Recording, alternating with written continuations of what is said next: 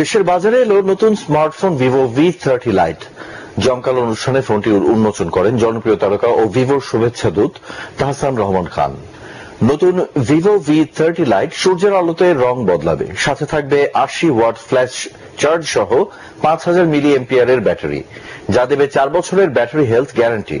Slim বডির সাথে এতে থাকছে metallic high gloss frame, 120 hertz refresh রেটের 6.67 ইঞ্চির অ্যামোলেড ডিসপ্লে, রয়েছে 8 জিবি র্যাম যা বাড়ানো যাবে আরো 8 জিবি পর্যন্ত, সাথে আরো থাকছে 256 জিবি স্টোরেজ। ব্রিজ গ্রিন আর ক্রিস্টাল ব্ল্যাক কালারের স্মার্টফোনটির প্রি বুকিং চলছে, দাম 32,999 টাকা।